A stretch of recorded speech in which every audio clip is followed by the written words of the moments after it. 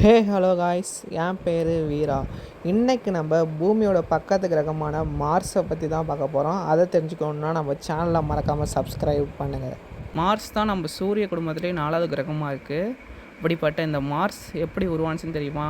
சுமார் 400 கோடி வருஷத்துக்கு முன்னாடி நம்ம சூரிய குடும்பமே உருவாகலை. இப்போ நம்ம சூரிய குடும்பம் ஃபுல்லாகவே டஸ்ட் க்ளவுட்ஸாக தான் இருந்துச்சு. அப்போ பக்கத்தில் ஒரு ஸ்டார் வெடிச்சதுனால அந்த டஸ்ட் க்ளவுட்ஸ்லாம் அதிர்வலையால் ஒன்று சேர்ந்து சூரியனாக உருமாறுது. மிச்ச டஸ்ட் க்ளவுட்ஸ்லாம் ஒன்று சேர்ந்து பிளானட்ஸாக உருமாறுது. இப்படி தான் மார்ஸும் அப்போ உருவானுச்சு. நம்ம மார்ஸோட ஏஜ் 4.5 பில்லியன் இயர்ஸ் ஆகுது. இப்போ சிவப்பு கிரகமாக இருக்கிற இந்த மார்ஸ் ஒரு காலத்தில் நீல கிரகமாக இருந்துச்சு.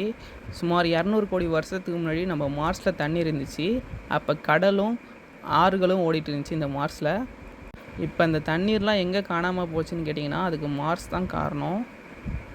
சுமார் 200 கோடி வருஷத்துக்கு முன்னாடி மார்ஸோட கோர் கூல்டவுன் ஆக ஆரம்பிச்சிது. அதனால் மார்ஸோட மேக்னெட்டிக் ஃபீல்டை கொஞ்சம் கொஞ்சமாக இழந்தது. இதனால் சூரிய புயல் தாக்கி மார்ஸோட அட்மாஸ்பியர் முக்கால்வாசி அழிஞ்சு போயிடுச்சு. அதனால் மார்ஸில் இருக்க தண்ணீர் காணாமல் போயிடுச்சு. அதனால தான் மார்ஸ் இப்போ சிவப்பு கிரகமாக இருக்குது. இந்த வீடியோ உங்களுக்கு பிடிச்சிருந்துச்சுன்னா லைக் பண்ணிட்டு நம்ம சேனலை மறக்காமல் சப்ஸ்கிரைப் பண்ணுங்கள்.